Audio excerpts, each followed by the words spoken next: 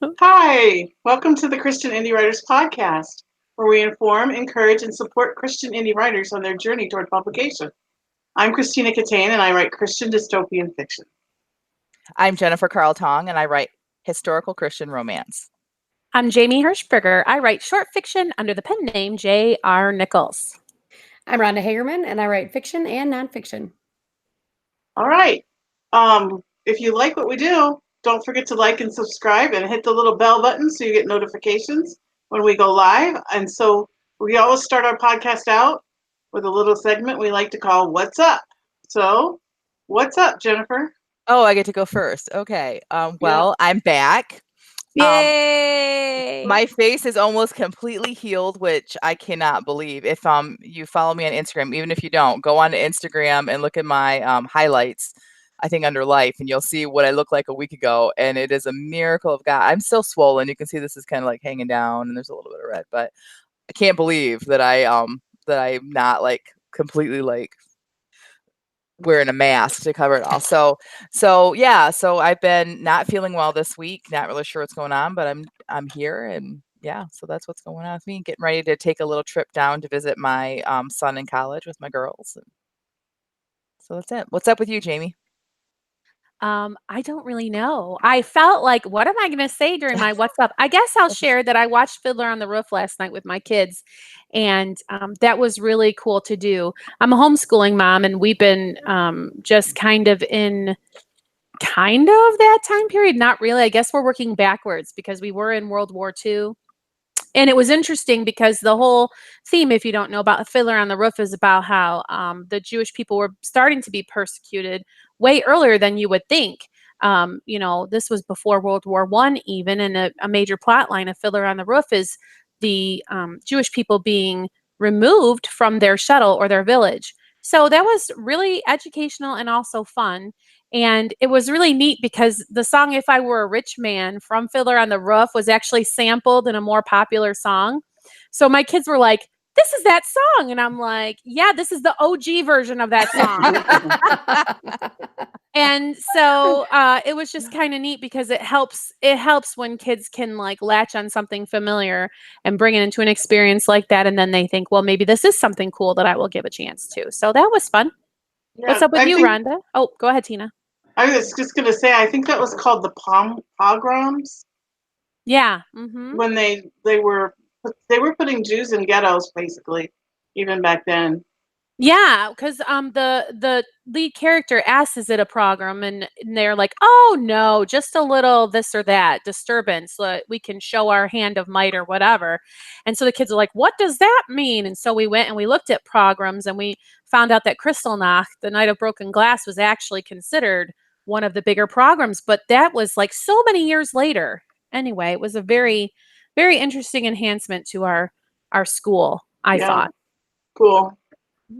Go ahead, Rhonda. Sorry, I didn't. That's okay. Education is cool. Okay. Well, speaking of education, I guess what's up with me is this morning I've got to educate my friends on button collecting. Oh boy. I love buttons. I've got probably, I don't know, maybe about 5,000 or 6,000 buttons in my stuffed around my house. 1,000? Some of them, oh yeah, definitely, but easily. But anyway, some of us did not know that there were actually button shows around the country. All of us clubs. All of us, but Rhonda didn't know this. I was just trying to be generous there. Okay, so talking about buttons has really gotten my day off on a good start. So that's what's up with me. I mean, I guess they're small enough to where if you had 5,000 or 6,000, like they wouldn't be like, you don't have them all over that bookshelf behind you. Or, I mean, I guess they are easy to contain into one spot. Yes, I'll write that in my bujo for next week. Redecorate my bookshelf with buttons. I'm on it. Is that like bedazzling stuff? Like you're gonna? Yeah. Yes. Oh, yes. Okay. Okay, Tina, what about you? Well, I had my granddaughter over this weekend. Oh. For the whole weekend, and that was the first time doing that without my son here to be daddy. And it was exhausting. She never stops. Like even for a second. to think or anything. You forget, right? You when your kids grow up, you're like, oh, that was so easy. And then you get grandkids, and you're like, oh, this isn't that so easy. Yeah, and there's a reason we have our children when we're so young, because there's no way. I told my husband, I said, we need to keep her shorter next time, like right around the time when it stops being cute. It's when she needs to go home. Like when you're like, all right, I'm over it. Let's go to sleep. Listen, I've seen pictures. I have a hard time imagining that it ever stops being cute. She's adorable. She is really. And I'm really biased, but yeah, she's very adorable. And she's talking so much. And the funniest thing that happened was we set up the air bed for her, and she helped put the sheets and everything on, and we made the bed.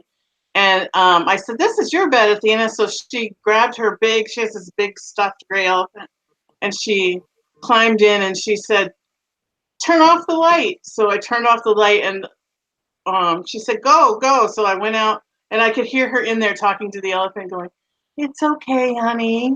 She was comforting her elephant. So that night when she woke up in the middle of the night crying for her father, I said, it's okay, honey. Because I knew that's what she wanted to hear. So Yeah. It's adorable. It is adorable. Hey, before we move on, we've got a real active chat already today. Robin Sardi says that she has a history degree in World War II. So if you want to nerd out about this, let her know. She's referring to what we were talking about earlier. Maria, as well as the rest of us, did not know about button shows, but Robin says that L.M. Montgomery has characters who collect buttons. So we'll have to pick up one of her books and see. Yes. You need to write a character that collects buttons, Rhonda. That would be pretty I'm awesome. already so on it. Yeah. There may or may not be clues in a certain book coming up. See, this is what you get when you watch our podcast. You get little inside secrets of things that are coming that no one else gets. Yeah, we didn't even know. Right? We thought we were on the inside. We're all clueless. Yeah. Okay. So our topic for this week is collaboration. And so the reason for this topic is way back in December,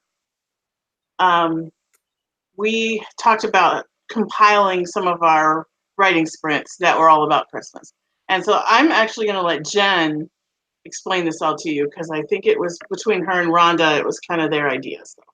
Yeah, I mean, like it was just kind of, we were doing our regular writing sprints like we do every week, and we decided to do Christmas themed ones. So some of them were Christmas words, some of them were like a title, like the Christmas pageant debacle, I think was one, or something like that.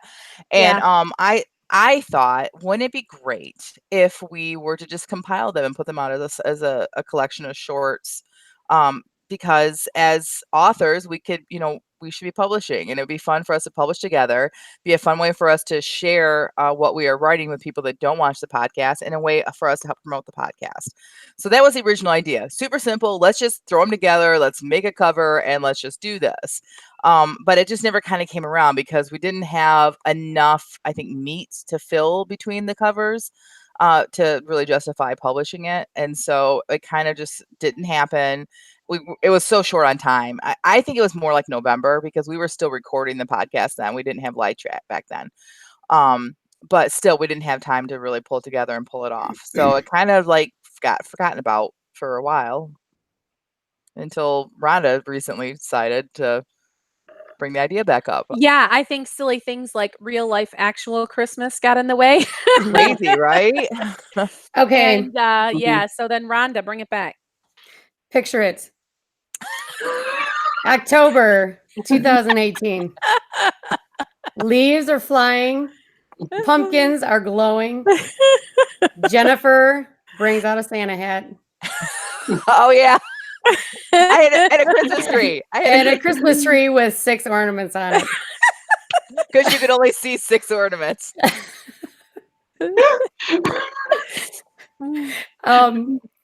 So yeah, I think that we decided to yeah, just write these Christmas stories. So my thought, Tina and Jamie and I had written with a couple other people this compilation where it started in a carnival.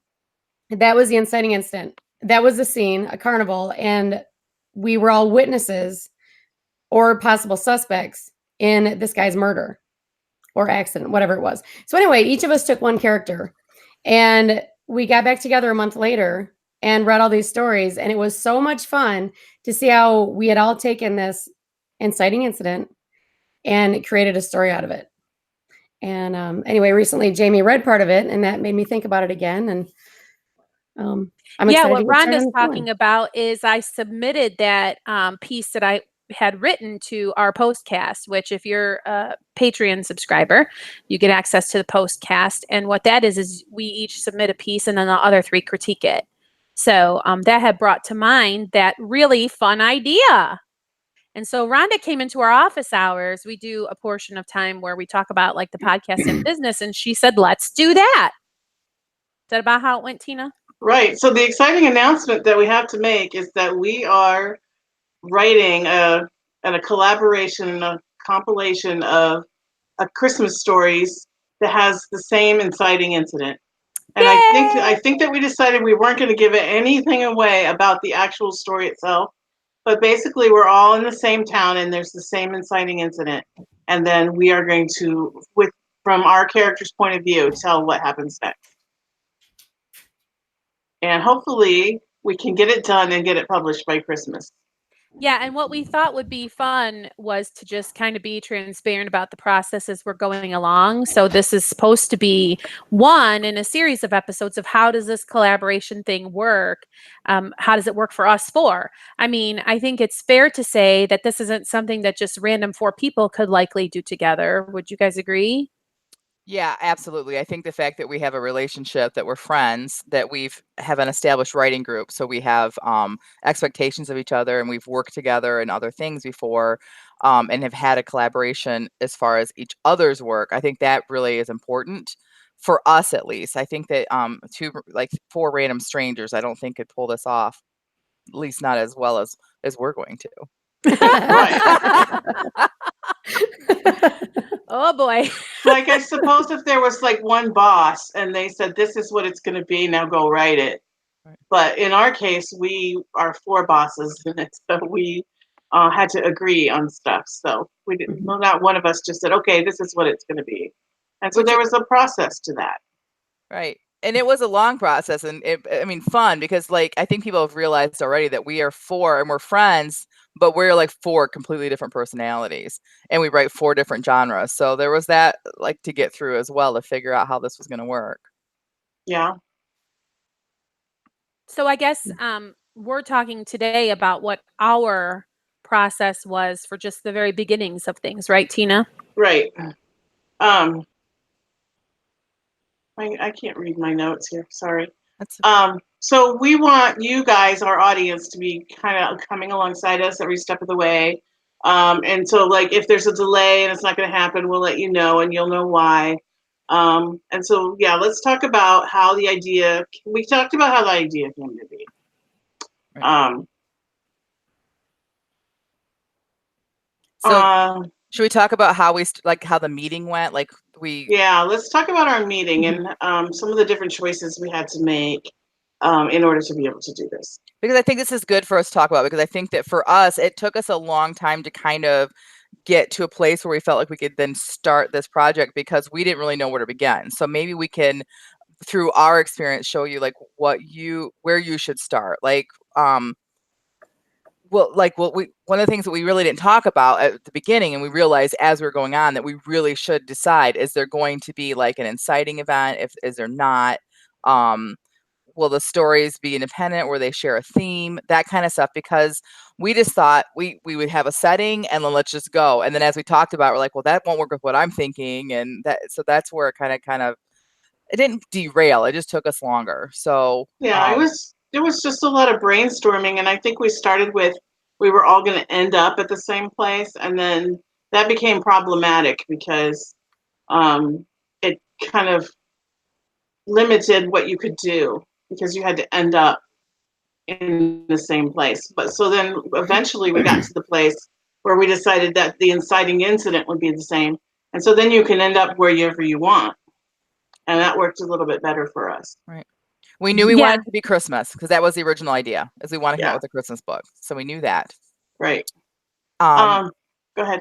we also decided on a setting. We wanted to be at least familiar with all of us, and since we don't all live in Michigan now, but we've all lived in Michigan, so we decided it was going to be a small town in Michigan. We're going to make up a town, but we did agree on that because we wanted snow. If we're going to write a Christmas story, we didn't want it to be in Jamie's paradise that she lives in right now that we're sick and tired of hearing about. No, just kidding.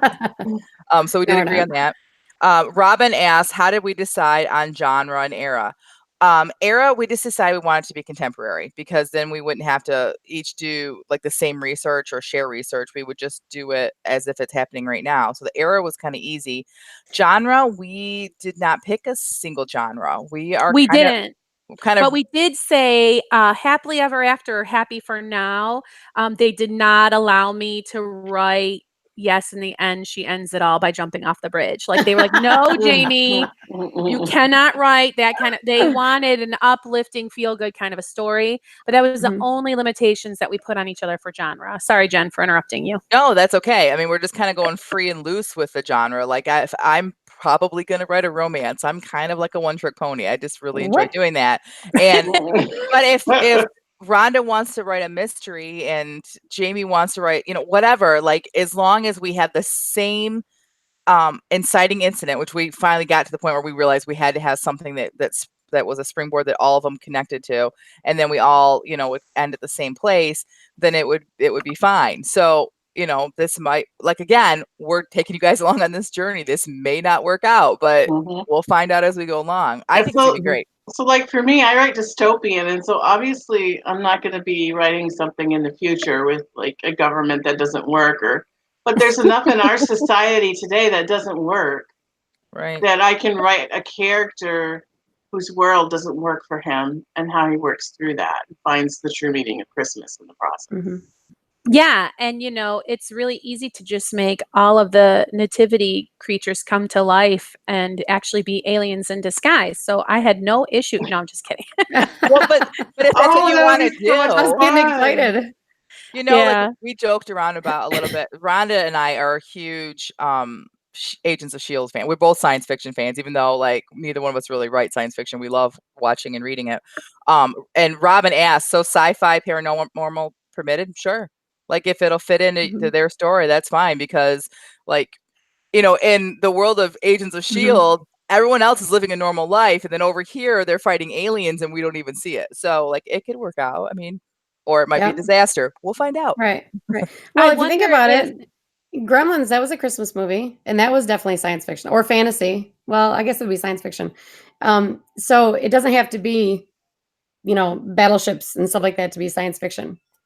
Yeah, I'm just now realizing like Gremlins was a Christmas story, wasn't it? Yeah. I know. That took me a minute. I was like, oh wow. It's not one of those movies was that Die rolls Hard. around, in Right. December. Yes, Die Hard was Traditionally. too. Die Hard was a Right. Christmas movie Yeah. too.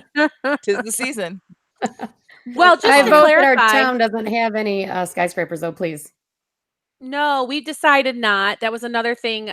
We decided to model our fictional town after a real life town that we're all familiar with a little, even though for me it was like, well, I've driven through there, but we did pull up a map, and I kind of, growing up in Michigan, have a really good idea of what the ladies were thinking.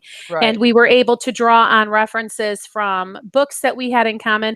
And I just want to clarify something, because of the questions we're getting in the chat. We're not looking for submissions for this. This is going to be a compilation that the four of us put together. And it will be Christian Indie Writers branded, and will be a collection of stories written by us. But if this works out for us in the future, that might be something we consider doing, taking I think submissions. that'd be great. I would Yeah. love that. But we're not ready for that yet. No, we don't even, I mean, we're kind of feeling our way around. But if this does inspire people to write a Christmas story, that's really exciting. And I do hope that people will follow along with us. Yeah. So I wonder, like, how much are we going to be able to reveal and at what points? But I guess that is to remain to Right. be seen. Right, because Maria had kind of hinted at she said, I'm already fascinated to see how you get the same inciting incidents across different genres. But Ooh. we've kind of decided not to share that yet, right? What the inciting, Right. did we Aw. agree that we weren't going to share that Yeah, we're yet? not going to share So that yet. sorry, Maria, you're going to have to stay tuned. Eventually, we might share that as the story goes on, but right Well, now we kind of. yeah. Go ahead. I was gonna say Sorry. right now we just kind of want to keep that to ourselves because let's be honest, as we write, we might decide this isn't working and we want to change it. So Yeah. We never know what's going to happen. and with this So- podcast, you never know. You never know.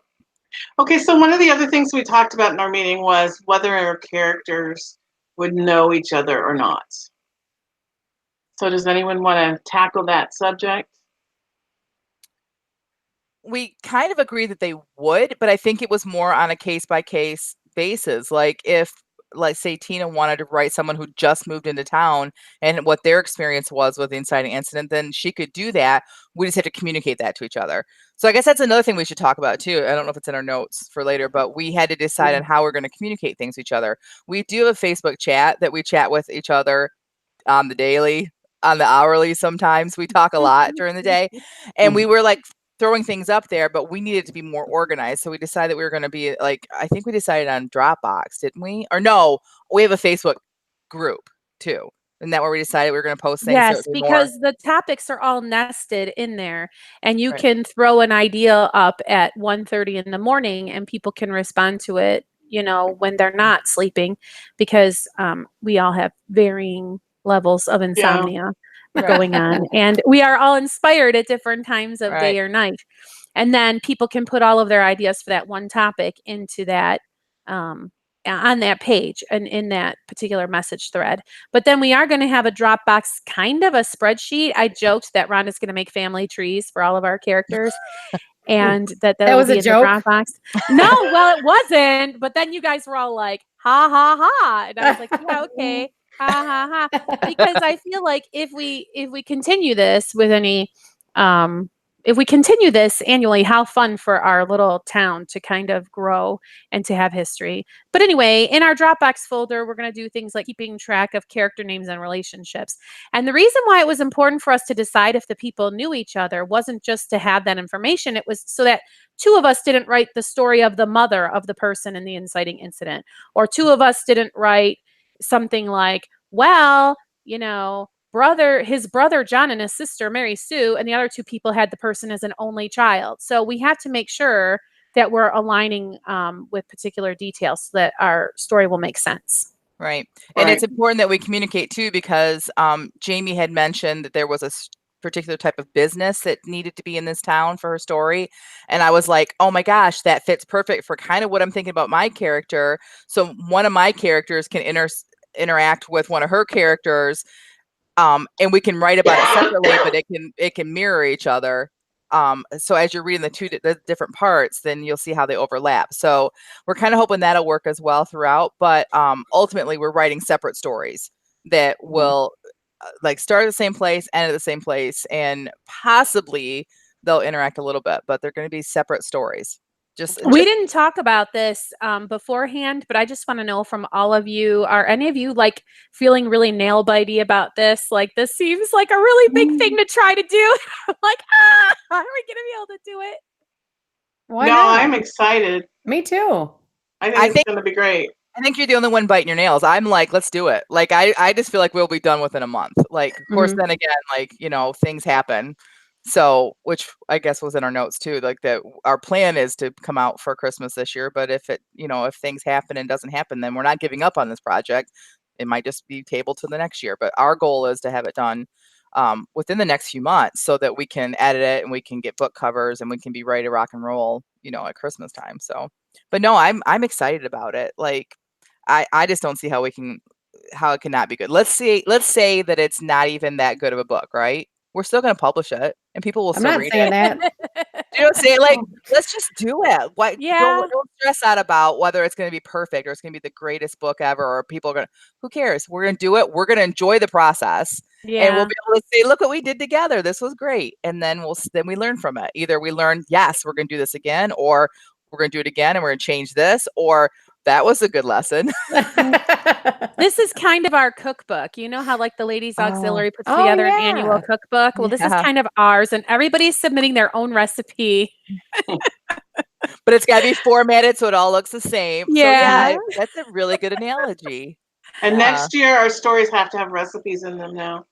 Oh no. Oh, that'd be fun. I love that idea. That people Cooking could Real actually Christmas. make. Why do we have to wait till next year? I like that idea. Well, that- I don't- Jamie doesn't like Nope. No, I already have my story written in my head. There can't be any recipes. Yeah, I don't know what you're talking about. I know what your story is like. What in the world? I mean, I would make a joke, but nobody will get it because they don't know your character and stuff. That's hilarious, Tina. Putting yourself on the spot. Her character's No. not a cannibal, is it? I'm not saying. Oh. All right, so I've already said, like, which I don't think needed to be said, but I've already said that I'm writing a romance. Does anyone else know for sure what genre they're gonna do? I'm gonna do a light mystery. Light. Awesome. I don't know what you would call my genre. Just kind of a drama, I guess. Drama. Mm-hmm. Yeah, I'm not sure mine has a genre. So Just literary kind fiction. of, and yeah, Yes, pretty much. that's. Mm-hmm. Yeah. Jamie, at any point is your character going to be standing on a bridge, even if not jumping off? I don't think so. Okay, good. Mine might. Mine might be standing on a bridge. Yeah, one of you had said that, like, if I wanted to, like, cross path with you, was it you, Tina? Yeah, I just wanted my character to observe some lovers, and he's gonna have like internal thoughts about that. Oh, So I just that kind said, of bridge is okay. yeah, I just said if at any point in your story you have like a scene where in public where there's like a kiss or something that my character could observe, just let me know and I can try to fit it in. I can be persuaded to write a kissing scene. Yeah, I knew I just assumed you were gonna write romance and that there would be kissing. So It's an easy assumption. yeah, So Tina and I need to take it. So that I think we can share what town, right? That would be okay if we I don't think that matters. We're going to base it on a town called Lapeer, which is not far from here. Tina lived there for a while. My grandparents lived there, so I spent a lot of time there growing up. My husband grew up there. Rhonda's been there. Jamie's driven through it. But it's very Been similar to the Picks. Yeah, there you go. So you've been on the downtown street. So it's very much, I mean, like for me, it was either that or like Oxford, but Lapeer's a little bit smaller than Oxford. So it's a mid-sized Michigan town with a downtown area that they decorate up all at Christmas, and there's little shops and restaurants and stuff. And there's like a place where they would have a Christmas tree lighting and things like that. So so Tina and I need to take a research trip and go hang out in the park and write so that we can like look around at the bridges and stuff like that. And then Rhonda and I are going to go to the town I grew up in, which is this little itty bitty town northeast of Flint called Otisville. Yes, that is its real name. And there is a little diner, a little Coney Island diner, what we call Coney Islands in Michigan, there that is kind of in my mind the diner that I was going to pattern the diner after. And so we said we're going to go meet there for coffee and do some writing. So I'm excited about just doing that, getting together and doing some research, traveling. Right. So my husband also grew up in Lapeer, and they just made a new park in downtown Lapeer, and it's got a brick walkway, and in the bricks in the walkway they have in memory of all these different people, and my husband's father has a brick on the walkway. So that's kind of cool. So Jamie, anyway, this might be helpful to you that Genesee County was actually part of Lapeer County until 1840. So is that helpful? That's how is so amazingly helpful. Well, because we lived in Genesee County. Let me Which mute really the was Lapeer microphone County. and jump over to my document and finish it up now that I have see? that. I'm so glad I brought it up. I'm sorry, Gerard. I'm just teasing you. But frankly, I was very clear with the ladies that the layout or setup or whatever of the town wasn't going to be so important to my character. But I felt we all had to have some kind of a unity, right? Like Rhonda said, I can't have my character go into downtown and take an elevator up to the 35th floor if we're doing downtown Lapeer. So right. it was very important that we all set the same setting. So, Tina, do you want to tell our listeners the exciting bit about our town? Okay, so the exciting bit about our town is that we still don't have a name for our town. And so we are going to ask our listeners to submit ideas for the name of our town. And then when we have our meeting to decide the name of our town, we're going to throw those in the pot and discuss them along with ideas we might have. And we will announce next time. Did we decide it was going to be next time? Yes, What we the need to name? I Okay. don't know if we decide that, but I think we should do it next time Yeah, because we we need need to it get by going. next time for Yeah. sure. What the actual name of our little town in Michigan is going to be. So if you have ideas, it can't be an actual town. It has to be a made-up name. So, and I've already been told it can't be Twin Pines or Snowy Pines because apparently that's a town in some other book. So Yeah, we Oh. don't want to be using a name that's also really popular in, like, we can't be Mayberry, or we can't be, I don't Right. even know, Bedford Falls, or some of these other names. So we're just looking to see what you all would find to be an enticing name, possibly, right? Do we have a feeling that we want for the town? Maybe not. Maybe you guys tell us what feeling it should have. Because some town names are kind of funny, Hole in the Wall, Michigan, or something. And then we have to decide, is that ironic, or, is it funny that a town called Small is so big, or I don't even know. But the point is, we're looking for ideas from you all because we're open to being persuaded. all right.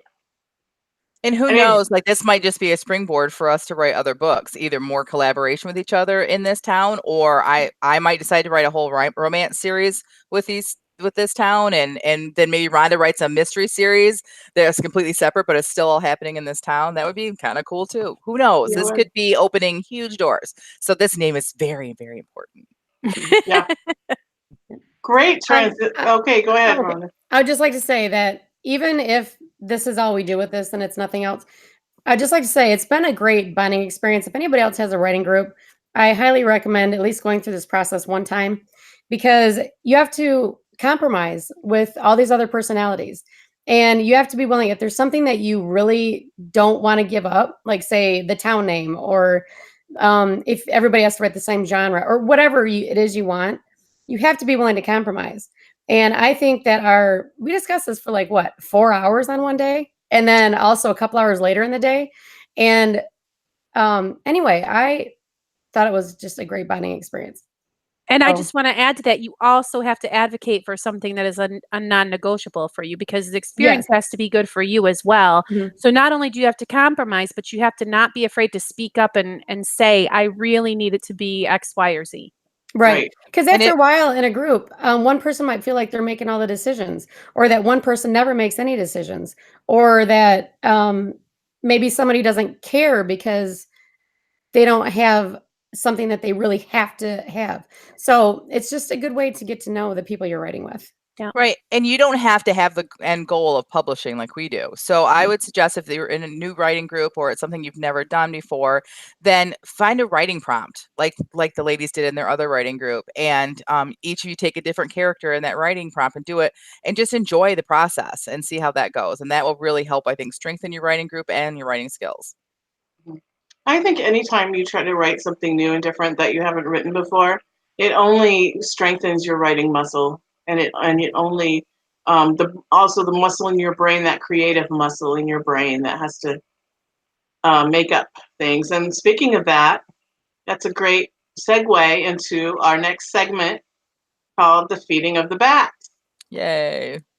So today we had 5 words from the random word generator, and we had 15 minutes to write a complete story, or some of us not so complete because we ran out of time. Some of us didn't even complete the sentence that we were writing when the timer went off. So, so who wants to read out the words for? I know that we posted them on Twitter, but Jennifer always goes first. All right. Jennifer will read the words. Yay. The words were counsel, twilight, polite, embox, and constraint. We were not happy with Mbox, but we did not change it. Instead, we I left liked it it. up. Right. Tina, do you want to say what the definition of Mbox is? to enclose in a box. It was a really difficult word. Really difficult. But as you will see from my writing, I kind of fixated on that word. And when I finished way early because like when we were done with the sprint, my exact words were, well, those are words. So very low expectations for this one. So I would like to go first today to get it out of the way if no one cares. Yeah, go. All right. I gotta put my glasses on because I'm old now. They're cute. Oh, thank you. I don't like the way you're always trying to unbox me. Violet lifted an eyebrow. Unbox? Yeah, to confine to a box or a box-like constraint. Then why not say box? See, there you go again, trying to unbox me. Why can't you just let me use the words I want to use? Violet lifted her hands in surrender. My bad, and box away. No, Victor insisted. You are the one unboxing. Not anymore. I'm deboxing you now. That's not a word. But unbox is? Yes. What grammar council made that decision? Victor pushed away from the table and stood up. It's nearly twilight. Violet blinked several times and shook her head. What does that have to do with anything? I'm just trying to be polite. What? He sighed. After 30 years of marriage, have we ever gone to bed angry? No, she answered simply. Well, he said, I don't want to start now. Are you really that angry with me over the word debox? Mbox.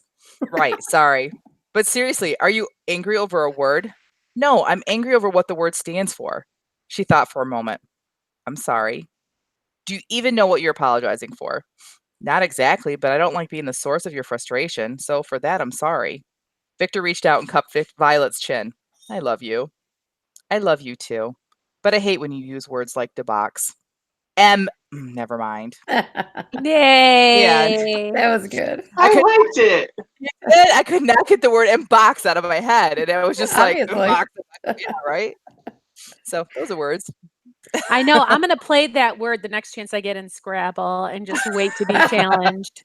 It has an X. I'll put it on a triple word score. People will be so angry. We are such geeks. But I really liked how you turned that word into a central character, really, in your story. That was very clever. Oh, Yep. thank you. I thought it was really annoying. No, I I was liked it. I was even annoyed as I was writing it. I'm like, can this just be over with? Like, am I done with this yet? I Well, you really just like really it, want- Victor. Yeah, I like Victor too. He's obviously going through something, and this is Right. just like poor Violet is just on the receiving end, you know? Right. Like, we don't know what's really his problem, but he's kind of touchy right now. Goodness. It's funny because that's exactly how I felt as I was writing it. Like, this is not even about this word, but I only have 15 minutes, so I cannot get into what it's really about. I don't even know what it's about. So, But that's a really good character that you created there to Mhm. explore. thank you. And I like how you fit the romance in there. Yeah. You know what? Thank you. Like, I really didn't think about that, but it's really a goal of mine to someday write at least one book that is based on marital romance, because there's all these Oh. romances out there that are like, first love, or you're just, Mhm. you meet each other and you fall in love and how they get together. But I think that like there is a huge gap in the romance industry about marital romance.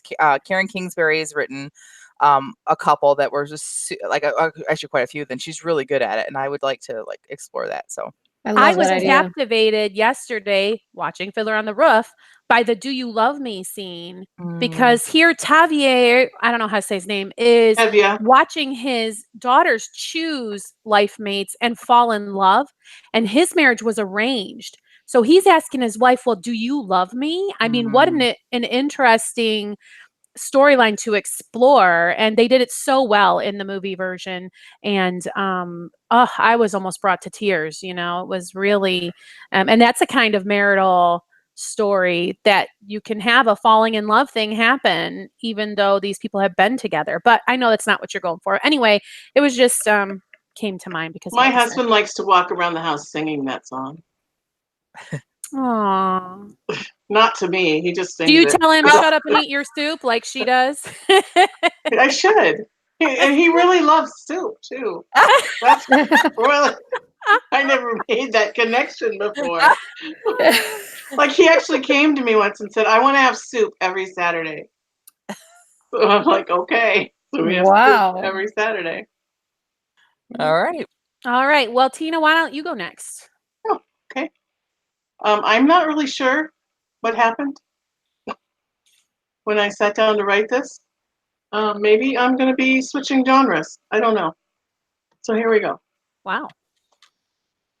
The meeting with the High Council happened at twilight in the midst of the stones of time. The fireflies danced in the shadows as the last rays of the sun blinked into moonlight. I stood in the midst of the circle, trying to keep my knees from knocking together. Lady Bianca of Algarath, began Councilman Sherpath, you are charged with high treason and the attempted murder of Isabella Shimmerflick, the fairy sprite. Do you understand these charges? This is all a big misunderstanding, I cried out in desperation. Please let me explain. The faces of the council members turned dark and angry at my outburst, and Councilman Sherpath decided to forego all attempts at keeping the proceedings polite. You will constrain yourself from speaking, you dirty piece of elf dung, or we shall unbox your vocal cords in a silencer for the remains of your natural life. Spittle flew from his oversized lips and his blunt troll teeth ground together in an excruciating sound. I clamped my mouth shut and merely nodded my head. The councilman gestured that I should be seated. The grand wizard Zaffron stood and approached the council, pulling at his long gray beard as if contemplating what he would say. I knew full well that he had practiced his speech to perfection before ever stepping foot in these proceedings. Today, I will prove that Lady Bianca of Algarath did willfully trap Isabella Shimmerflick in her handbag and then proceed to 3, 2, 1. Oh. I think Yeah, you should you switch created genres. a whole- What were you saying, Rhonda? She should switch genres. I'm totally wrapped up in the story. I think you should finish what you got going on right now because you got some really good stuff going on right now, and then you need to come back to this. Mm-hmm. I Yeah. really, really love the grindy troll teeth and the oversized lips. That was a picture right there. But I have to say, as soon as I heard Shimmer Paw, I thought, is this a warrior cat? Oh, it was Shimmerflick.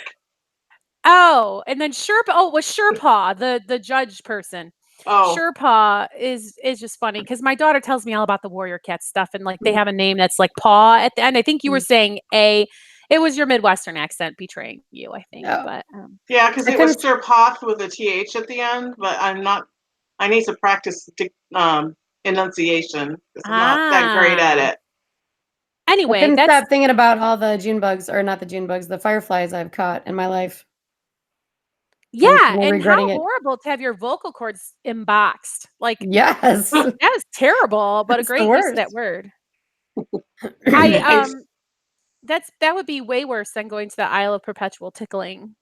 Yeah, we're I don't know. Anyway, I really enjoyed that, Tina. I mean, if you would do really well to do some kind of high fantasy like that, I think. Isn't that what high fantasy is? yeah. Great job, Yeah, in my thanks. opinion. I love it. So who's Okay, next? who's next? Jamie. Yeah, I'll go next. I love how Rhonda's So, just volunteering you. uh-huh. She likes it. Yeah, I'm really in a place like Jen. Well, those are words. Yeah. All right, where is it? Sorry, gotta find real quick. Haha. I don't know how I'm supposed to function. Fatima rolled her eyes. I'm sure you'll make the best of it. But honestly, will you look at these choices? She flung a hand in the direction of the wardrobe rack, and the black shirts and denim hung upon it. It's like the city council worked extra hard to figure out a way to unbox me. I'll have to play the character exactly as they deem appropriate. Fatima wanted to say, exactly how many ways are there to play this character anyway? It's a stage play based on the book Twilight, not Hamlet, after all. But she figured it would be less than polite. Instead, she said, with no small amount of constraint, you're talented. You'll play the part wonderfully, no matter what. Judith sighed and cracked open another bottle of the ironically, in her case, named Smart Water. You're a darling, Fatty, Judith said. It's nice to know I have at least one friend in this cutthroat world. What did you just call me? Fatima's eyes narrowed. The color drained from Judith's face as she realized her error. I only meant, but her voice trailed off, leaving only a crackling silence between the two women. Don't you ever call me that again, Fatima said, and, with a flash of inspiration, decided to capitalize on a widely known rumor about her family and its connections. She lifted a menacing finger toward the pale and slender actress. I know people. Yes, ma'am, Judith squeaked. Fatima gave Judith a final glare before she left the dressing room, a slow smile spreading across her face. She felt more equipped than ever to attend to the needs of the other cast members in this cutthroat world of community theater. Cutthroat world of community theater. Best line of the whole thing. I love the name Fatima, first of all. Perfect. I love that this woman thinks that she can shorten it to Fatty. Right. If my name was Fatima, I would expect people to call me Fatty. Like, I would own it. Oh my word. I would get fat just so I fit the fatty. I'm there. Anyway, I love it, Jamie. I love like first of all, I typed in the thing, the chat. I love when you read, first of all, like just the expression and just what you bring to it. Yes. You could read the telephone book if that even still exists, and I would be like enthralled with it. So yeah, so excellent writing. Like, I don't know why you thought those were just words. Like, I could see those characters. I was there. I was totally on board, and I love that you pulled me in with like when you said that she capitalized on the rumors, and said, I know people, and then it's community theater. Yes. So perfect. Love it. Thanks. Yeah, I mean, I was trying to make it to where she was like ironic about it. Like, she knows that this woman is obviously just thinking too much of herself, but I think I might have needed another 15 minutes or hours to really convey everything. Isn't that always the way it goes? Mm-hmm. Mhm. I don't know if you could have amped up the drama in her voice anymore, though. That was so perfect in It the was beginning. perfect. Thanks. All right, Rhonda, what do you got for us? Okay. Not a complete story, but it's a good start for a chapter I'm going to write. All right. I looked up and noticed the Caribbean blue horizon was fading into indigo. We've been at this all day. So much for going to the library before dinner. I look over my shoulder to see if Grandpa's still whittling on the porch. He's still there, but his crooked old fingers pointing up at the barn peak. Owls are back, he said. Bet there's already a few eggs in the nest up there, he said, to no one in particular. Mm-hmm, Granny agreed, never looking up for a pea shelling, just being polite. Do you think that's the same pair as last year, or their kids? I asked. Oh, I don't know, he always said, but he always did know. I imagine those are the same pair from last year, but I hear another pair over yonder, pointing with the tiny baseball bat he'd just carved from a twig. I reckon they're last year's young'uns. I gather up the gourds I've been digging out of the pile of leaves and knock on one of them. Looks like these will make nice Martin houses for you this year, Grandpa. CM boxes over there? Throw 6 or 8 in one of them and I'll go put them in your vehicle. I'll come over this weekend and we'll put one up for you. These are for me? I don't know what to say. I learned a long time ago that if you ask Grandpa for something, it's the surest way to not get it. I love his Martin house. The end. Oh my gosh, Rhonda. That is so good. I love your use of the word in box. Oh, thank you. Thank you I for did noticing. not even hear the prompt words. I didn't either. Like, I was I so was- into the story. Like, Yes. You The had grandpa me at said- crooked old finger. Yeah. When he said, see them boxes over there. Ah! Oh, that was awesome. That's the only word I Thank you. noticed. Rhonda, Thank you. you should take all these little, like, you had one where the woman went to the grandmother and she never could do her preserves as well as the grandmother.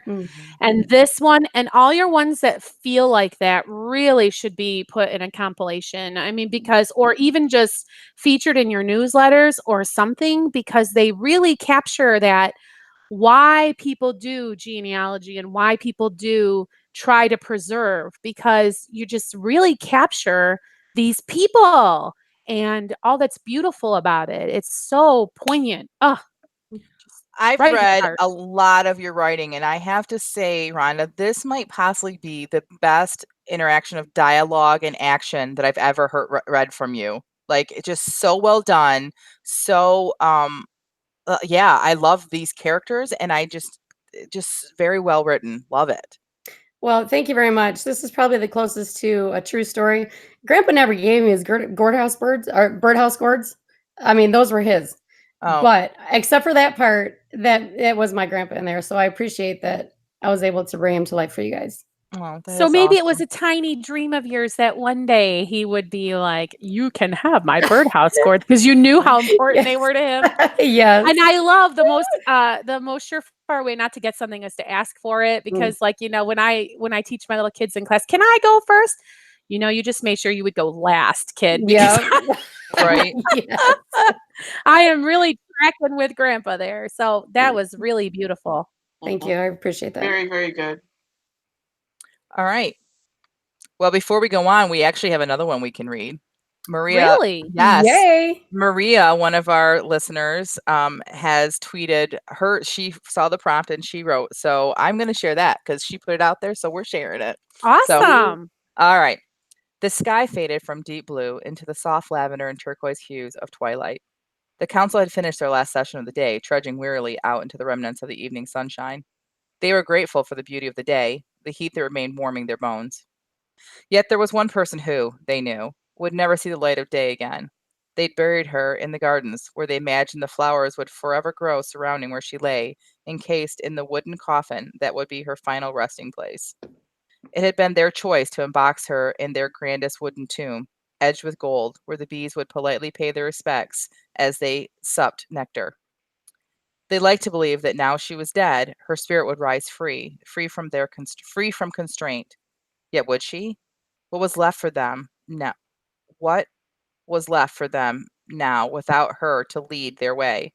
Their queen was dead, no more to rule them.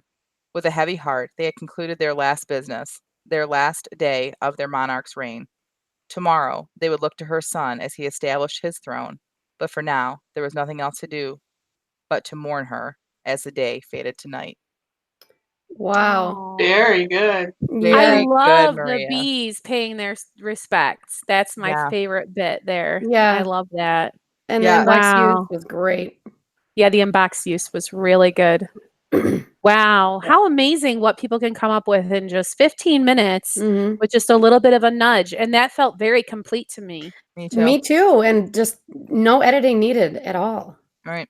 And I love that because this is not us, right? So people can say, oh, sure, they only take 15 minutes. No, we really do. We only do it in 15 minutes, which is really apparent in my writing today. But anyway, like this is someone else, like outside of our podcast that has done it. So you can too, if you're watching this right now, tune in every Thursday, like within the hour beforehand, we will post our sprint prompt and you guys can do it with us and you can see it's very doable and it's a lot of fun. So Yeah, I great think work, Maria. Jennifer is the one who's on the ball about that, and she typically sends it through the Twitter under our Christian Indie Writers. Me or Tina, yep. Oh yeah. So if you don't follow us on Twitter, you should, so you can get that tweet elite. So Christian Indie Writ, I think we are Kristen Wit. Anyway, Yeah. just search for us. Yes, social media is the for sure the quickest way to get a hold of us, I would say. Yeah, it's Christ Indie Writ is what we are, and so reach out to us if you have any questions too, and then follow us, but follow each one of us too because we're also on Twitter as well throughout the week. And don't forget to send us your town name ideas. Yes. Yeah. Please. Okay, All so now it's time for the time that I forget every single time that I'm the host. But I'm not forgetting today because I highlighted my notes in bright red. It is time for Accountability Corner. Everybody's favorite time of the podcast. Who wants to go first? I want to go first because I need some kind of weird special concession. What I really need is to be like allowed to make my goal for this week to come up with a goal for next week because I'm feeling really scattered and all over the place.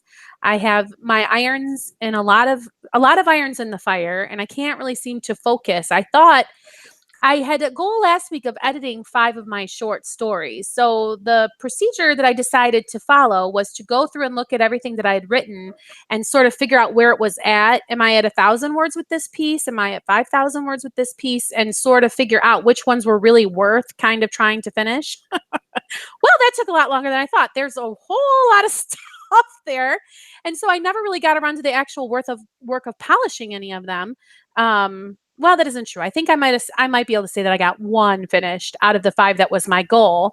But I don't really know if I want that to be my goal anymore, because the thing that I submitted to the postcast, I was like, it was a nano story I'd done, I think my 2017. And I'm like, I really like this story. And so I got sucked in over there and started editing that up.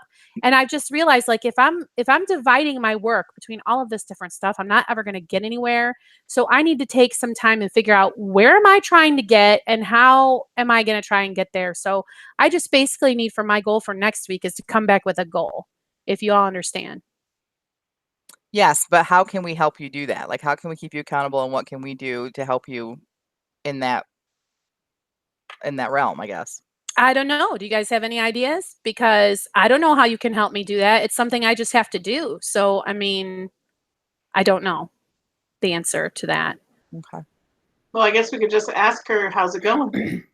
What are Are you you- doing today? You know, have you Mm. figured anything out? What has your thought process been?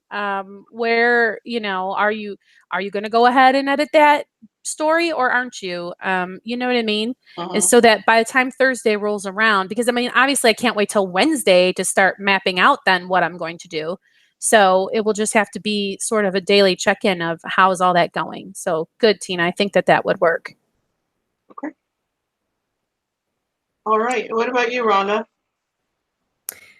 Well, I don't have a book to show you like I had hoped to the last couple weeks.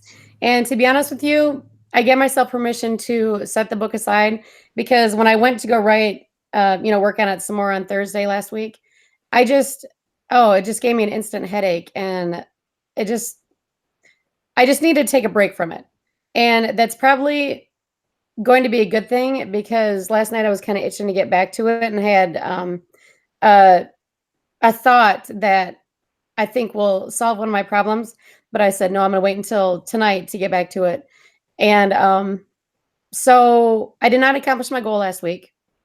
But I have been writing the piece that Jamie and I were writing. I mean, not together, but she was writing a piece and I was writing a piece to submit to a contest. I have been writing that, and I'm really happy with it. And next, I wanted it to be my postcast piece for today, but it needs just a little bit more work. And I know they're supposed to be complete pieces. So I will have that in there for next week for you guys to read. And I'll submit it as soon as our podcast is done that day, if there's nothing too terrible wrong with it. So I guess my goal for the next week will be to, I'm not going to make a goal for my nonfiction book, because I think I've been creating blocks for myself by doing that so aggressively. And so the one goal I will have you guys be accountable to you guys for is the sci-fi piece. Oh, okay. That piece, the Beatles piece. Yep. All right. Okay. So who's next? Jennifer, you want to go? So my goal last week was 2 things: was to show up to office hours every day, make sure that I was showing up, and then to write. Now remember, I wasn't on the podcast last week, but I was, while I was sitting in the waiting room waiting for my face X-ray. I said that my goals were to show up to office hours every day and to write a romance short, and I did that, and I posted it on Twitter. So I did a drabble with the words like you guys did, and I did it as a romance. And I did show up to office hours every day, even though I've been feeling like crud.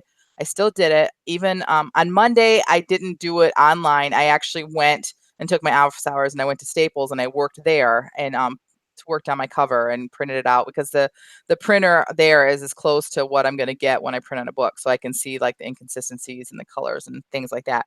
So I was pretty pleased with this week, actually. I've been doing a lot of editing along with Jamie's help. Thank you very much, Jamie.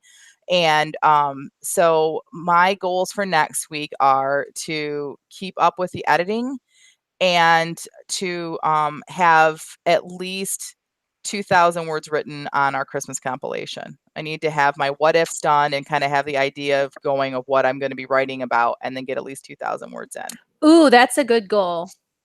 So Maybe I want to cheat and steal your goal and also have something done on my Christmas compilation that is, but are you, so you're just saying kind of rough draft 2,000 words? No, I think I want to have my what ifs done. Like the way I work is I do what ifs. Like, what if this happened, and what if I just write a whole bunch of questions, and then I will start, like, since this is going to be a short, it's not going to be. I probably won't outline like I do for my novels, but I need to have an idea of what my all the points are going to be, and so then I would like to get So, all right, what about you, Tina?